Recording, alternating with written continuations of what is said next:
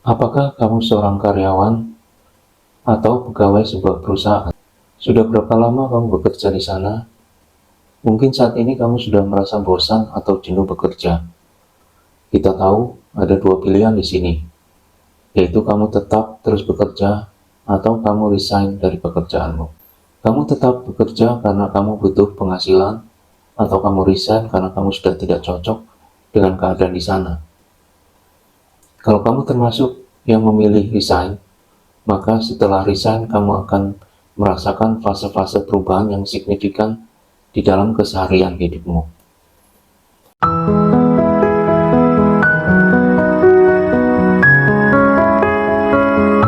Di sini saya akan sharing suka dan duka setelah kita resign dari tempat kerja. Pertama, kamu akan merasakan kebebasan dari rutinitas yang biasanya harus kamu lakukan. Seperti misalnya bangun pagi, menempuh jalan yang sama ke kantor, atau mungkin terjebak kemacetan, melakukan rutinitas pekerjaan, atau bertemu dengan orang yang sama di kantor setiap hari. Nah, sekarang setelah kamu tidak lagi bekerja, kamu sudah terbebas dari hal-hal itu. Kamu sekarang merasa lega, tidak perlu bangun pagi-pagi lagi, tidak perlu buru-buru di perjalanan karena takut terlambat, tidak perlu cemas dengan urusan pekerjaan.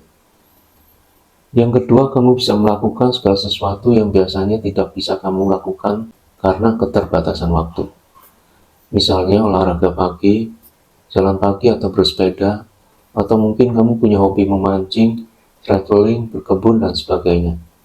Karena sekarang sudah mempunyai banyak waktu untuk melakukan hobimu tanpa perlu menunggu hari libur lagi. Sekarang punya banyak waktu untuk me time atau family time. Yang ketiga, kamu bisa mencoba bisnis di rumah. Setelah resign, kamu bisa coba mencari peluang-peluang bisnis yang cocok untuk kamu. Mulai dari bisnis offline seperti buka toko di rumah, sampai bisnis offline seperti reseller, dropshipper, digital marketing, atau bahkan menjadi content creator dan sebagainya. Content creator bisa dikategorikan hobi atau bisa juga bisnis, tergantung keseriusan dalam menjalankannya. Saat ini bisnis online sudah cukup banyak memberikan peluang karena platform-platform bisnis sekarang mudah diakses hanya dengan modal internet. Dalam menjalankan bisnis sendiri, kamu juga mempunyai waktu yang lebih fleksibel karena tidak dikejar deadline.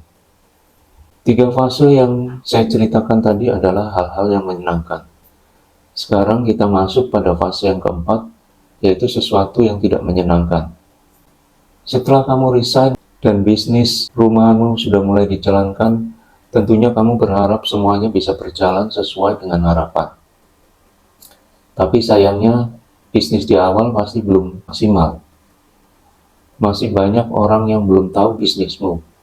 Kalau kamu berjualan, masih belum banyak pembeli.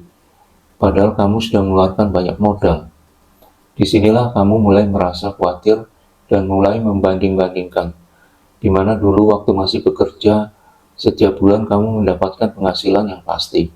Setelah resign, penghasilan tidak menentu, kamu hanya bisa mendapatkan uang bila ada pembeli atau ada orang yang memakai jasamu.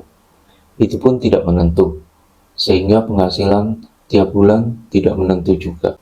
Sekarang kamu mulai menyesali keputusanmu untuk resign. Awalnya kamu merasa senang, karena terbebas dari rutinitas pekerjaan. Tapi sekarang kamu malah jadi kepikiran dan cemas setelah mendapatkan kenyataan penghasilan yang minim dan tidak menentu. Lalu kamu mulai berpikir untuk bekerja kembali dan merasa bisnis tidak cocok untuk kamu. Kamu mulai coba melamar pekerjaan ke sana kemari lagi. Tapi mencari pekerjaan juga tidak mudah.